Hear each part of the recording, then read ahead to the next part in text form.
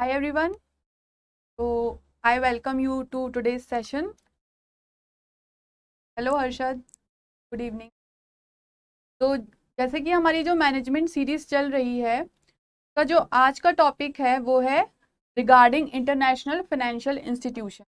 ऐसे वर्ल्ड में बहुत सारी फाइनेंशियल इंस्टीट्यूशंस हैं जो कि आप न्यूज़ में भी काफ़ी टाइम सुनते होंगे, लाइक वर्ल्ड बैंक, IMF। तो what is it exactly and what functions they do, तो आज हम इसके बारे में डिस्कस करेंगे।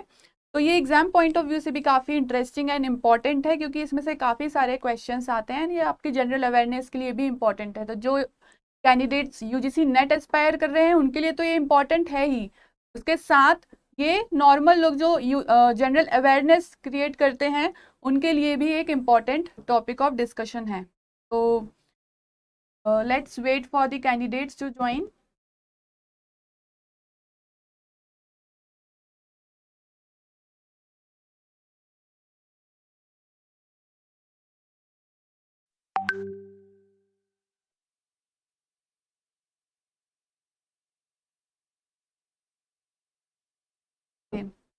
तो चलिए स्टार्ट करते हैं टॉपिक।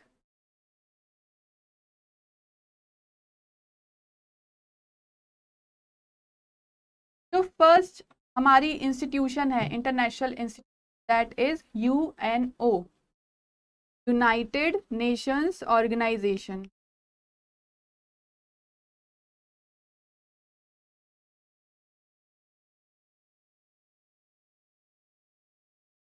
UNO। अब ये जो ऑर्गेनाइजेशन है ये कब स्टार्ट हुई थी? It was started in the year 1945 after the second world war. जब सेकेंड वर्ल्ड वॉर हुई इसके बाद ये हमारी ऑर्गेनाइजेशन एस्टेब्लिश हुई एंड स्टार्टेड टू फंक्शन। अब जो 51 कंट्रीज है हमारी, तो they collectively started this organisation. 51 organisation countries थी जिन्होंने ये ऑर्गेनाइजेशन स्टार्ट की। अब इसके पीछे का रीजन क्या था? Because after world war peace के लिए वो लोग काम कर रहे थे। तो इसके पीछे का ऑब्जेक्टिव जो था, it was to maintain peace, security,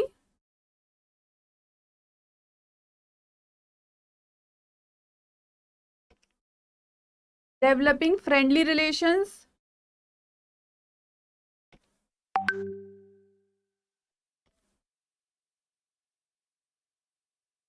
among nations,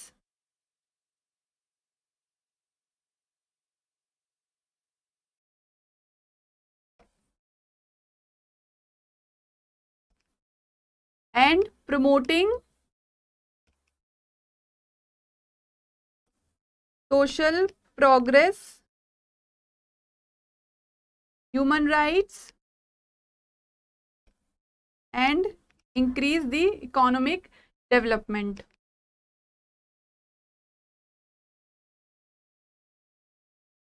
तो ये ऑब्जेक्टिव था बिहाइंड स्टार्टिंग UNO, ताकि हमारा जो पीस है, सिक्योरिटी है अमंग्स नेशंस, वो बनी रहे और सेकेंड वर्ल्ड वॉर जो हुई थी उसके जैसी हमारी कंडीशन ना हो। तो 51 countries collectively started it to maintain peace, security, developing friendly relations among nations and promoting social progress, human rights and increase the economic development। अब इसका जो हेडक्वार्टर है इट इज इन न्यूयॉर्क, USA। अभी हमारे यूजीसी नेट में जो questions आते हैं, काफी बार ये क्वेश्चन आया है रिगार्डिंग हेडक्वार्टर्स। तो आप सारे जो ऑर्गेनाइजेशन है उसके हेडक्वार्टर्स अच्छे से याद कर लीजिएगा क्योंकि ये काफी बार क्वेश्चन आता है और इसका इजी आंसर है जो है New York, USA।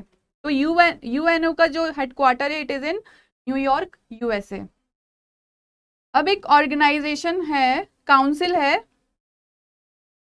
Full form is economic and social council. अब ये क्या है?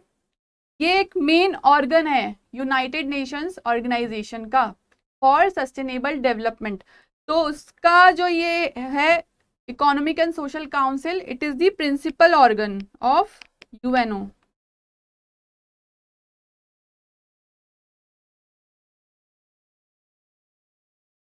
तो ये अगर क्वेश्चन आए कि which council is the principal organ of UNO, तो the correct answer is economic and social council. Hi John, hi Siddharth, hi Abhinav, hi Pratiksha. तो आप लोगों को समझ आ रहा है ये चैप्टर?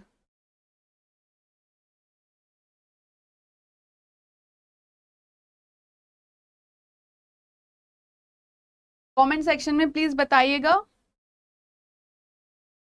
तो let's go to the second organization, which is, the full form is United Nation United Nation Conference on Trade and Development।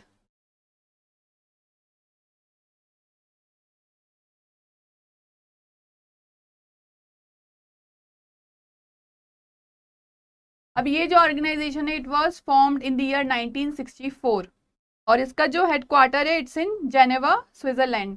तो यही एक ऑर्गेनाइजेशन है जिसका हेडक्वार्टर है जेनेवा, स्विट्जरलैंड में। Please remember it.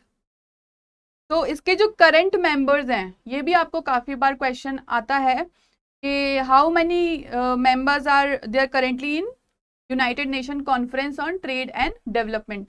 तो करेंटली देयर आर 195 मेंबर्स। ठीक, अब इसका क्या मोटिव है बिहाइंड स्टार्टिंग दिस ऑर्गेनाइजेशन? अब जैसे कि आप नाम से इसको समझ सकते हैं, ट्रेड एंड डेवलपमेंट। तो ये क्या करता है? It deals with the problems और solves the problem arising due two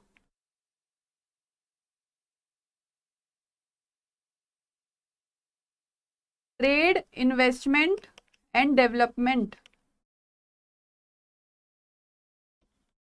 of developing countries. तो ये जो भी प्रॉब्लम अराइज होती है due to trade, investment and development, तो ये उसको सॉल्व करता है और उसके सॉल्यूशंस प्रोवाइड करता है। तो this was all about United Nations conference on Trade and development. जो भी इसके इंपॉर्टेंट पॉइंट्स हैं आप प्लीज इसको राइट डाउन कर लीजिए, क्योंकि एग्जाम पॉइंट ऑफ व्यू से ही मैं बता रही हूँ।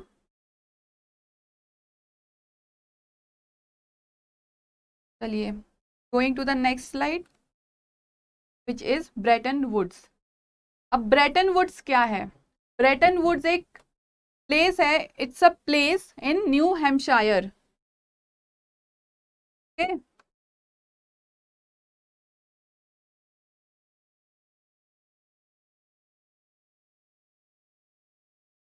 और ये साइट है of first world economic conference का। जो भी हमारी फर्स्ट वर्ल्ड इकोनॉमिक कॉन्फ्रेंस हुई थी, it was held in Bretton Woods, New Hampshire. और ये जो कॉन्फ्रेंस थी, ये जो मीटिंग थी, ये काफी टाइम तक चली थी, from 1 July to 22 July. Okay, और इसका रिजल्ट क्या आया था? The outcome of this conference was IMF and world bank. ये जो दो इंपॉर्टेंट इंटरनेशनल इंस्टीट्यूशन है, ये फॉर्म हुए थे as a result of Bretton Woods conference. तो ब्रेटन वुड्स का आपको क्वेश्चन आ सकता है कि which organisations were formed as a result of Bretton Woods conference? तो answer is IMF and world bank. Okay, तो ये आप तीनों पॉइंट्स राइट डाउन कर लीजिए।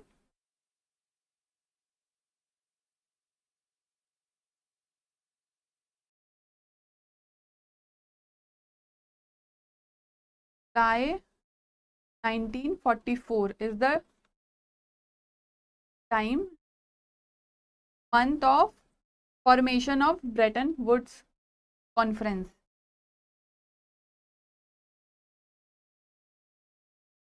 अब इसके जो आउटकम्स थे, world bank and IMF। Now we will discuss about world bank. तो जो वर्ल्ड बैंक है, वर्ल्ड बैंक से आपको क्या समझ आ रहा है? बैंक। तो बट ये एक्चुअल में डेवलपमेंट के लिए काम करता है। जो भी डेवलपिंग कंट्रीज है या पुअर कंट्रीज है, तो ये उसके लिए काम करता है, उनको फंड्स प्रोवाइड करता है फॉर देयर डेवलपमेंट। अब इसका जो हेडक्वार्टर, अब जो भी हमारे इंस्टीट्यूशंस हैं उन सब के हेडक्वार्टर्स हैं इन वॉशिंगटन डीसी, तो आपको ये याद कर लीजिए। और यूएनओ का आप, और जो हमारी यूनाइटेड नेशंस कॉन्फ्रेंस थी, बस इन दोनों का जो हेडक्वार्टर है इट इज डिफरेंट, बाकी सबका हेडक्वार्टर जो है इट्स इन वॉशिंगटन डीसी। तो आप वॉशिंगटन डीसी याद कर लीजिए तो आपको सारे जो भी हमारी ऑर्गेनाइजेशन है उनका हेडक्वार्टर्स ऑटोमेटिकली याद हो जाए। अब जो वर्ल्ड बैंक है उसका फंक्शन क्या है? To provide funds to developing countries, और ये यूनाइटेड नेशन का ही पार्ट है। यूनाइटेड नेशन सिस्टम जो है it is a part of that system.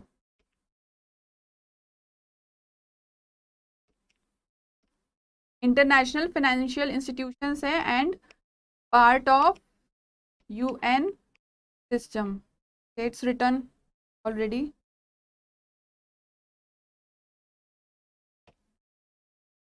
अब इसके जो मिशंस हैं, तो world bank has 2 missions. First is to end extreme poverty, जो भी एक्सट्रीम पॉवर्टी है इसको वो रिड्यूस करना है और एंड करना है। तो इसने एक टारगेट बनाया है अपना कि 3% तक इसको पॉवर्टी लेके आनी है टिल द ईयर 2030। तो 3% तक पॉवर्टी पहुंच जाए टिल ईयर 2030। तो इसका ये एक फर्स्ट मिशन है।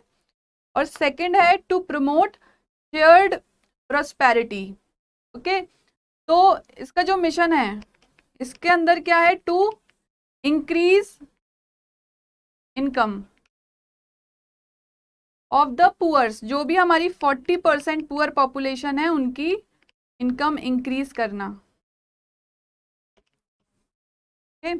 तो इसके 2 मेन मिशंस है। First is to reduce poverty, और पॉवर्टी रिड्यूस करने के बाद to increase the income of the poor people, जो कि इन्होंने 40% एक टारगेट बना के रखा है। इसमें टारगेट है 3%, इसमें है 40%।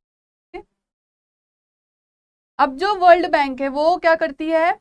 लॉन्ग टर्म कैपिटल प्रोवाइड करती है, मतलब काफी लंबे टाइम के लिए, जो उसका ड्यूरेशन है इट्स लॉन्ग टर्म। और ये क्या करती है? Focuses on the prosperity of the poor. तो इसका जो मेन मोटिव है is to provide prosperity to the poor.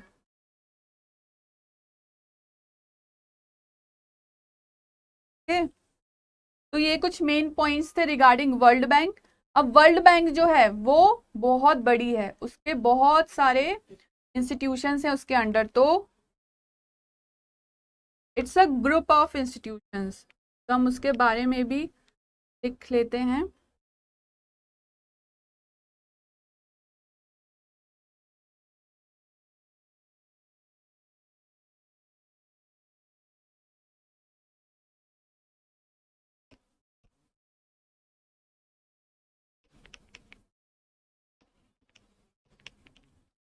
अब वर्ल्ड बैंक जो है उसके मेनली 2 इंस्टीट्यूशंस हैं। First is IBRD and second is IDA।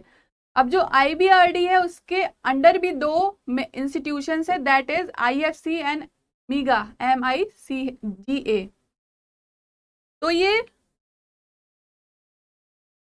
एक ग्रुप बन जाता है, ग्रुप ऑफ 5 इंस्टीट्यूशन। अब जो 5 इंस्टीट्यूशंस है उसमें जो फर्स्ट है IBRD, then comes IDA, IFC, MIGA and ICSID।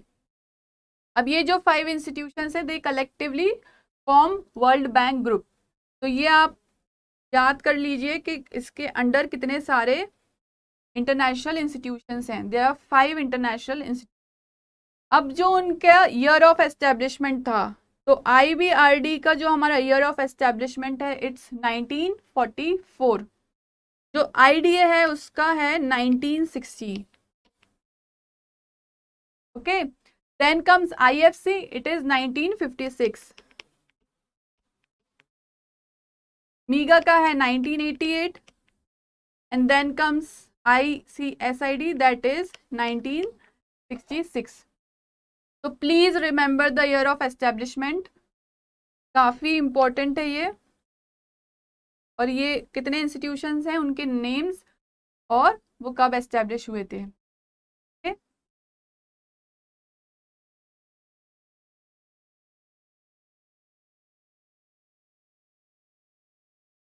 Hi Rishi. Okay, तो अब हम चलते हैं फर्स्ट इंस्टीट्यूशन पे, दैट इज IBRD।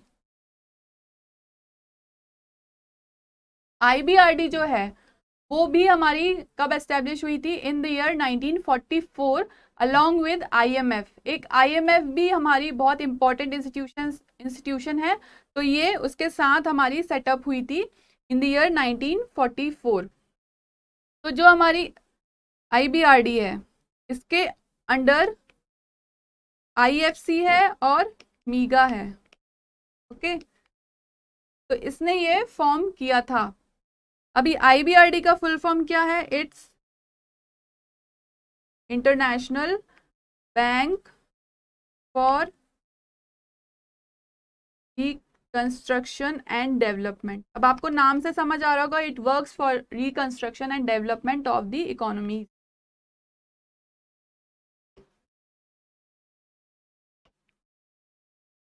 अब ये किसको असिस्टेंट प्रोवाइड करता है, it provides assistant to middle income countries. Assistance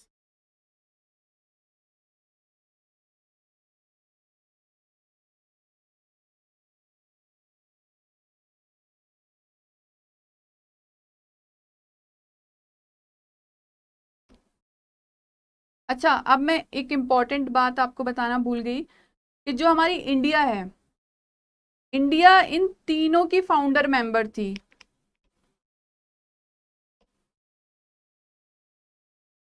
founder member थी इंडिया इन तीनों की, और अभी प्रेजेंट मेंबर भी है इंडिया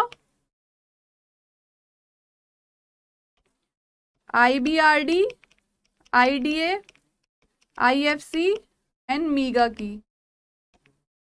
बट जो ICSID है उसकी मेंबर नहीं है इंडिया प्रेजेंट में, एट प्रेजेंट। तो आप ध्यान रखिएगा कि India is not a member of ICSID। Okay,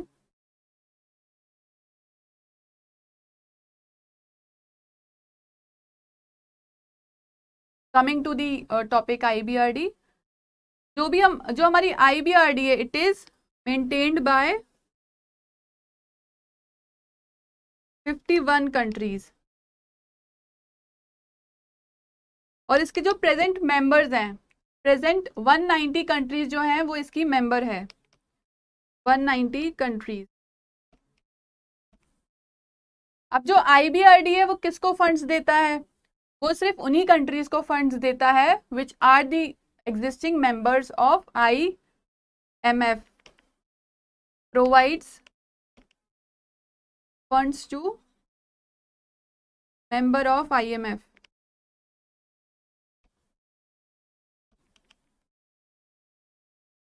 अभी जो फंड्स प्रोवाइड करता है, it provides funds for 15 years.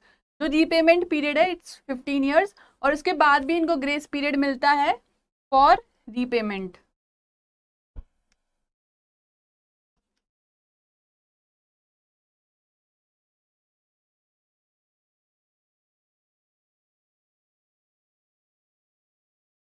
In grace period of 5 years. अब इसके जो फंड्स है IBRD के, वो कहाँ से आते हैं, वो जो लोन का रीपेमेंट होता है उसी से ये फंड्स प्रोवाइड करता है, as well as retained earnings. कुछ अर्निंग्स से रिटेन भी कर लेता है, तो वहीं से ये फंड्स प्रोवाइड करता है टू दी नीडी कंट्रीज। अब इसके फंड्स जो ये प्रोवाइड करता है, ये किसके लिए करता है, for development and reconstruction of infrastructures. अब इंफ्रास्ट्रक्चर में क्या क्या आता है, it is related to road, it is related to power, तो ये उनके लिए फंड्स प्रोवाइड करता है, infrastructure. Just a second.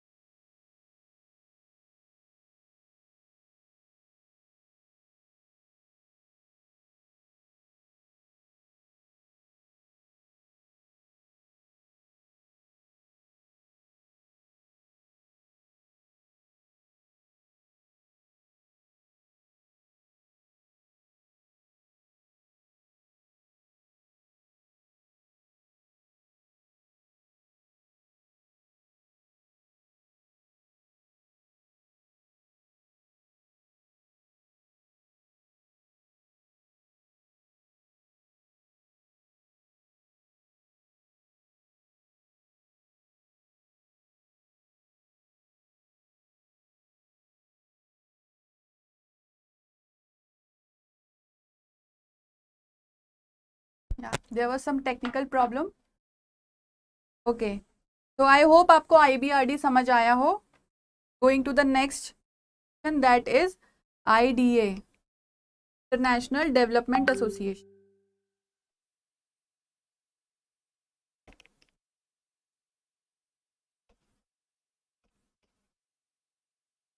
Formed in the year 1960. अब ये जो एसोसिएशन है ये क्या करती है, जैसे कि आईबीआरडी जो मिडिल इनकम कंट्रीज को फंड्स प्रोवाइड करता है, ये प्रोवाइड करती है टू द पुअरेस्ट कंट्रीज. तो अभी एट प्रेजेंट 40 कंट्रीज हैं जो कि इसकी हेल्प ले रही हैं. 40 नेशंस आर गेटिंग हेल्प. इसका हेडक्वार्टर भी वॉशिंगटन डीसी में है. वॉशिंगटन. अब इसके एट प्रेजेंट कितने मेंबर्स हैं? At present there are 173 members of IDA. अब आईबीआरडी जो है वो 15 ईयर्स के लिए लोन प्रोवाइड करता है, बट जो आईडीए है वो प्रोवाइड करती है for the duration of 40 to 50 years. और यहाँ पर जो ये लोन प्रोवाइड करती है इट्स इंटरेस्ट फ्री, क्योंकि ये बहुत पुअर कंट्रीज को प्रोवाइड करती है. तो just for the objective of development of those poor countries इस पर कोई भी ये इंटरेस्ट चार्ज नहीं करती है. और जो कंट्रीज है जब वो रीपेमेंट करती है तो वो लोकल करेंसी में भी अपना रीपेमेंट कर सकती है टू आईडीए.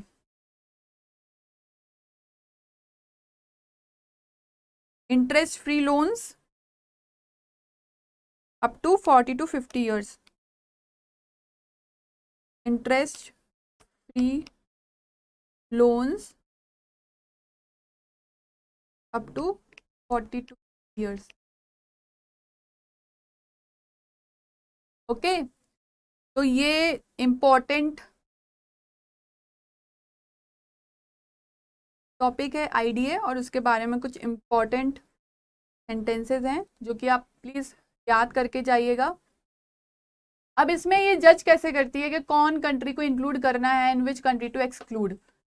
अब जो कंट्री है जो बहुत पुअर कंट्रीज है और जहाँ का ग्रॉस नेशनल प्रोडक्ट या पर कैपिटा इनकम जो है, per capita income is less than $480,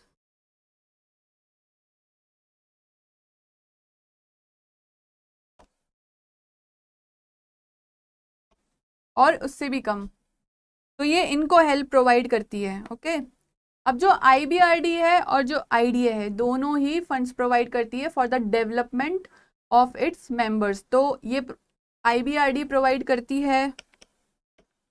अब इसके कुछ डिफरेंसेस देख लेते हैं IBRD and IDA. Middle income countries को प्रोवाइड करती है और आईडीए किसको प्रोवाइड करती है? Poor countries. अब जो लोन आईबीआरडी देती है it's for 15 years, up to 15 years, और ये करती है 40 to 50 years. Whereas IBRDA जो है it charges interest on loans provided and this is no interest, that is interest free. Okay, अब ये आईबीआरडी को हम जो प्रोवाइड करते हैं रीपेमेंट जब करते हैं हमारे फंड्स का, तो ये फॉरेन कन्वर्टेबल करेंसी में होना चाहिए.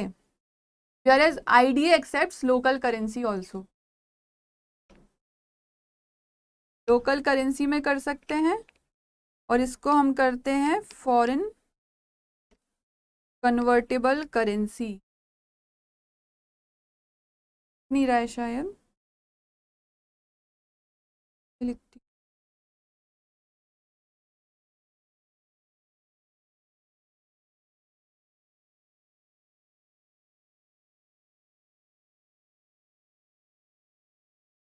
Middle income country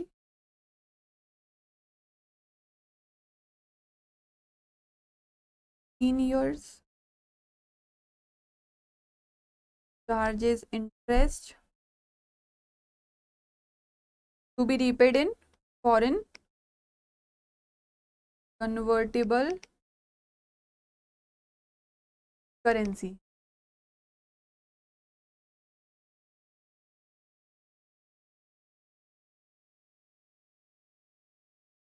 okay, so these are the important points related to IDA. Going to the next, that is IFC. अब IFC क्या है?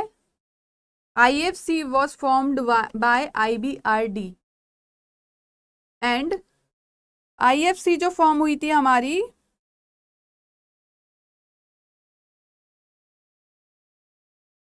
it was formed in the year 1956.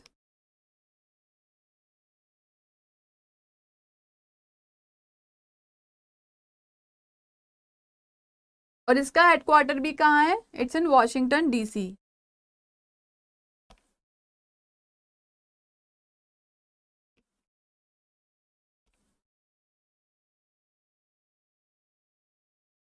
And full form is International Financial Corporation.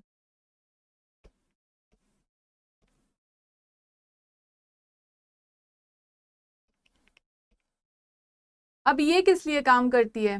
तो IFC works for the modernization and expansion of private firms, private sector. ये काम करती है expansion and modernization of private sector.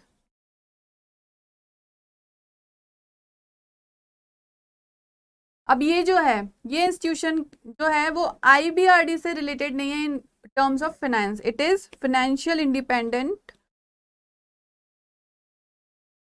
financially separated from IBRD and okay. और इसके जो present members हैं, there are 184 present members, or there are 184 members currently, and it provides loan to private sector in the developing countries. Loans to private sector in developing countries.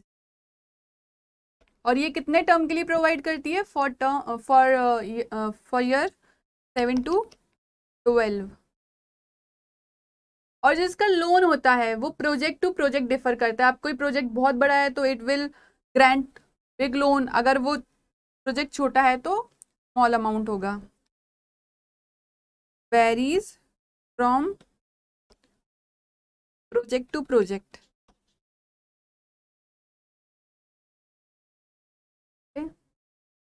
I hope it is clear to you all. और likewise इसका interest भी जो है वो project to project vary करता है. Interest rate also varies project to project.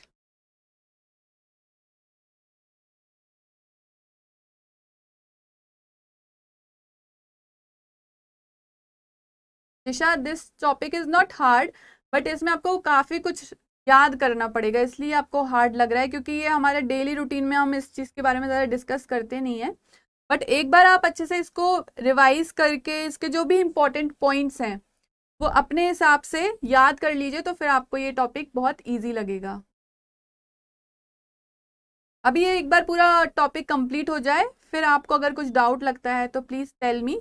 Otherwise ये topic सिर्फ मेमोरी से रिलेटेड है, आप कितना याद कर सकते हैं तो वो ही आपको करना है. तो this is international financial institution, जो कि प्राइवेट सेक्टर के लिए काम करता है, उनके expansion and modernization of private sector. Next जो है वो है हमारी MIGA. ये क्या है MIGA? Multilateral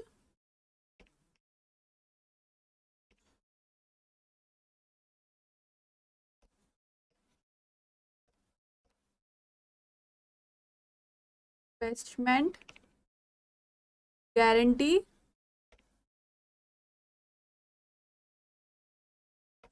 agency.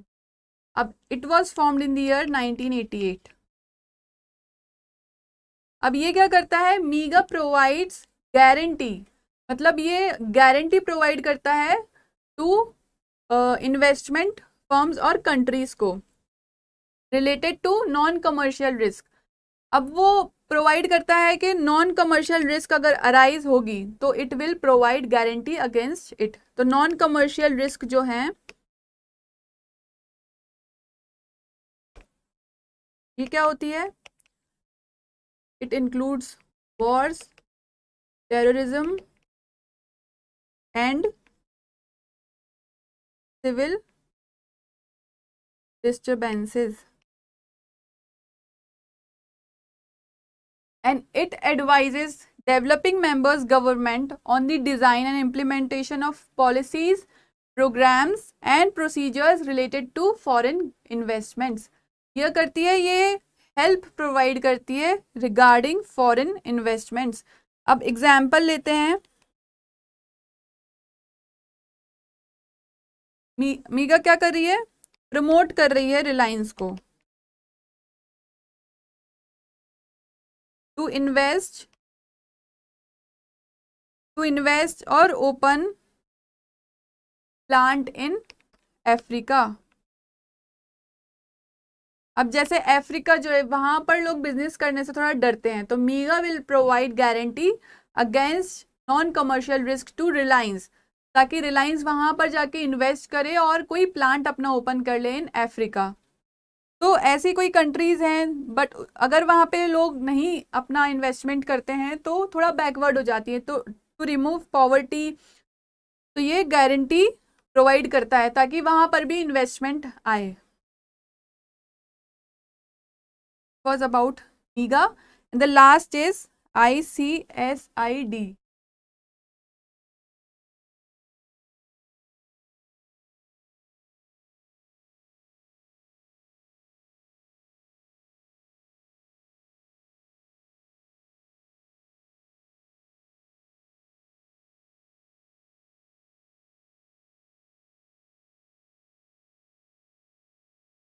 It is International Center for Settlement of Investment Disputes. International centre for settlement of international investment disputes. अब कोई भी डिस्प्यूट अराइज हो गई, किसी ने इन्वेस्ट किया and then any dispute arises, तो ये क्या करती है ICSID, इट प्रोवाइड्स सॉल्यूशन और it settles the dispute arising due to investment, और इसका जो डिसीजन होता है वो फाइनल होता है, उसके बाद कोई प्रॉब्लम अराइज नहीं होगी, ये ऐसा गारंटी करता है। इसका जो डिसीजन है regarding that dispute it is final. ये जो भी डिस्प्यूट सेटल करता है, सेटल्स डिस्प्यूट बाय आर्बिट्रेशन और फैक्ट फाइंडिंग, काफी इन्वेस्टिगेट करता है और फिर अपना ये डिसीजन लेता है रिगार्डिंग दैट। अगर कोई प्रॉब्लम है या कोई डाउट है तो please ask me in the comment section.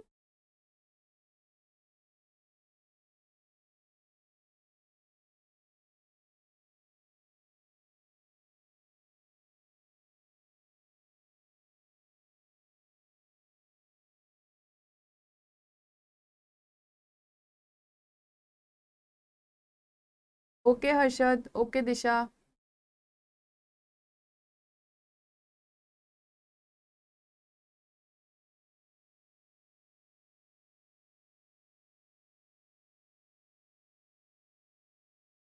Okay, coming to the last institution that is IMF। IMF बहुत इंपॉर्टेंट इंस्टीट्यूशन है, that is international monetary fund. अब आप लोग न्यूज़ में भी सुनते होंगे कि IMF ने फंड्स प्रोवाइड किए या हेल्प प्रोवाइड की है, जहां पर भी कुछ प्रॉब्लम अराइज हो गई, BOP की प्रॉब्लम अराइज हो गई, तो IMF ने क्या किया, उनको हेल्प किया है by providing some funds. To balance their balance of payment. तो IMF is international monetary fund, और ये कब फॉर्मुलेट हुआ था? ये अगर आपको याद हो तो मैंने अभी बताया कि ब्रेटन वुड्स कॉन्फ्रेंस जो हुई थी, ये as a result of Bretton Woods conference it was formed. तो ये ऑफिशियली जब फॉर्म हुआ तो that date is 27 December 1945। Officially formulate हुआ था यहाँ पे, और अनऑफिशियली हुआ था 1944 ब्रेटन वुड्स कॉन्फ्रेंस। इसका भी हेडक्वार्टर सेम वॉशिंगटन DC। अब इसने कब अपना फाइनेंशियल ऑपरेशन शुरू किया? फॉर्म तो ये हो गया 1945 दिसंबर में, बट इसने अपना फाइनेंशियल जो ऑपरेशंस था ये उसके उसके बाद मार्च 1 1947 को स्टार्ट किया। ये 2 रिपोर्ट पब्लिश करता है, world economic outlook and global financial stability report. तो ये आप याद कर लीजिएगा, ये भी क्वेश्चन आ सकता है एग्जाम में। ओके, अब इसके कितने मेंबर्स हैं? At present there are 190 members of IMF।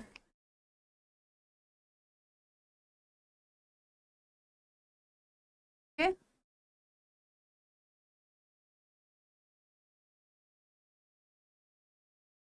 अभी कब हेल्प करता है? It provides help when countries face BOP problems.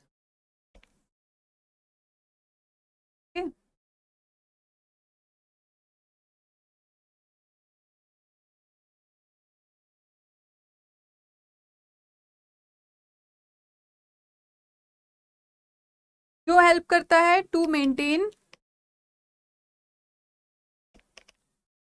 Stability of exchange rate system in the world.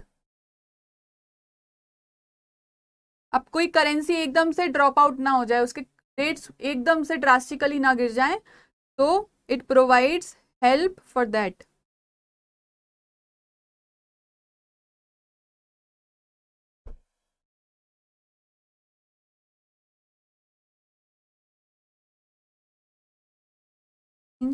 Rate system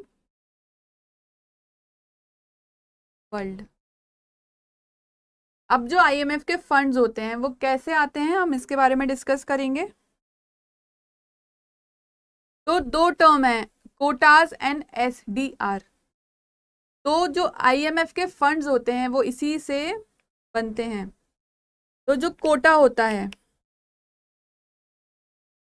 तो जो भी मेंबर कंट्रीज होती हैं IMF की, they are required to have a quota in IMF। Quota क्या है? 2 चीजों से बनता है। फर्स्ट तो ये है 25% एंड सेकेंड है 75। तो 25% किसका होना चाहिए? 25% of gold and foreign currency.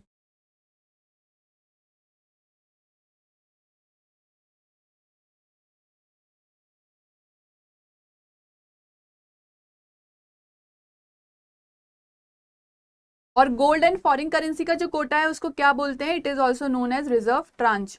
तो ये क्वेश्चन अगर आपको आए कि इसमें क्या इंक्लूडेड होता है, तो that is gold and foreign currency. Second जो है, 75%, वो किस में होना चाहिए? Domestic currency of the respective country.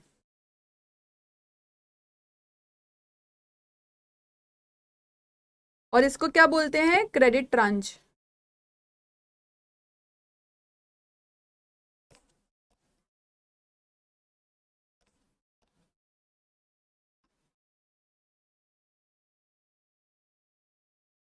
तो जो IMF है उनके पास फंड्स आते हैं थ्रू कोटा। जो भी हर कंट्री है, मेंबर कंट्री है, they have to subscribe to the quota of IMF। अब इसका पर्पस क्या है? Purpose behind maintaining Kota.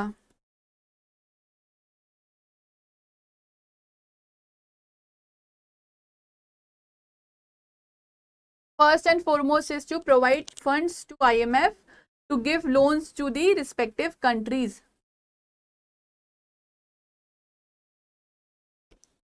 Funds to IMF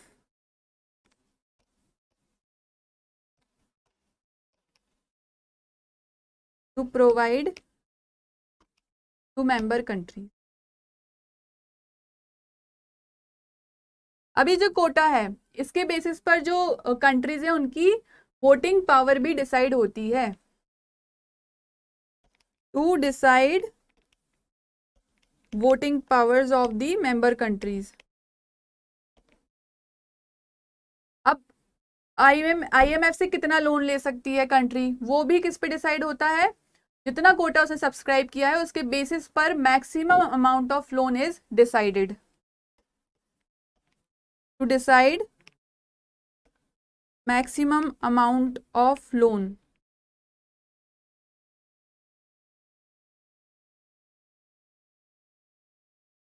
member country can take।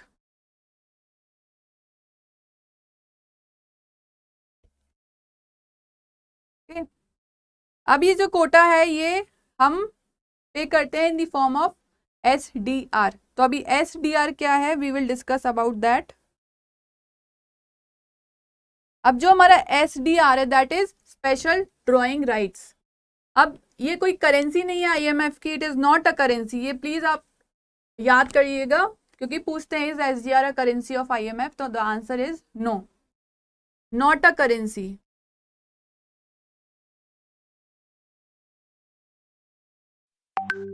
but it is a potential claim।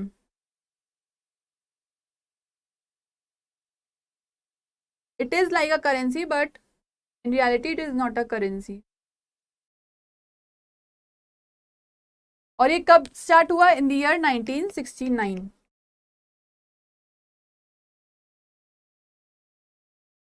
जो भी हमारे SDRs हैं ये हर 5 years में रिव्यू होते हैं, इसमें कौन सी करेंसीज ऐड करनी है कौन सी रिमूव करनी है, so SDR is reviewed at every 5 years।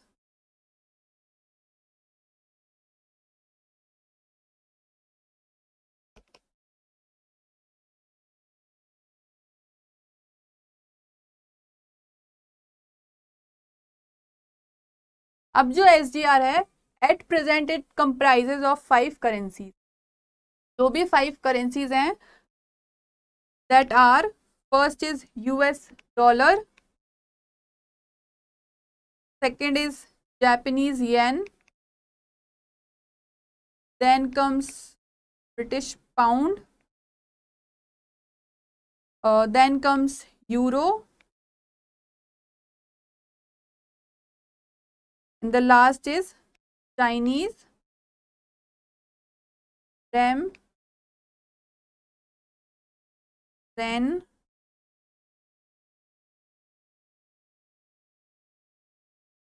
renminbi। तो ये जो 5 करेंसीज हैं it comprises of SDR at present. जो 5 करेंसीज हैं वो यहाँ पे लिखी हुई है। तो अब ये 5 करेंसीज कैसे डिसाइड होती है कि कौन सी करेंसी को हमको इंक्लूड करना है कौन सी को एक्सक्लूड करना है, तो it is decided on the basis of 2 things. First है जो भी 5 कंट्रीज हैं जो कि बिगेस्ट एक्सपोर्टर्स हैं उनकी करेंसीज में इंक्लूड की जाती है, बिगेस्ट एक्सपोर्टर्स।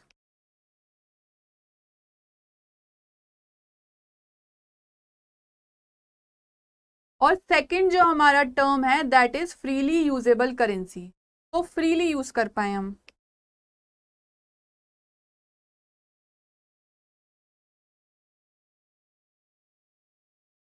तो ये जो हमारे SDRs हैं ये 2 पॉइंट्स पे डिसाइड होते हैं, दैट इज जो कंट्री है वो एक्सपोर्टर होना चाहिए, टॉप 5 एक्सपोर्टर्स में आना चाहिए, and second is free usable currency होनी चाहिए वो कंट्री की। ओके, तो it was all about quotas and SDR। I hope it is clear to you all. अगर इस पे आपको फिर भी कोई क्वेश्चन अराइज होता है तो please feel free to ask me. Now coming to the important MCQs of this discussion, which is not the currency of SDR, yen, dollar, Indian rupee and pound. बहुत इजी है question, अभी हमने just discuss किया है। येन है, dollar भी है, Indian rupee नहीं है because India is not the top 5 exporters, pound भी है, the answer is Indian rupee. The headquarter of IMF is, headquarter है वॉशिंगटन।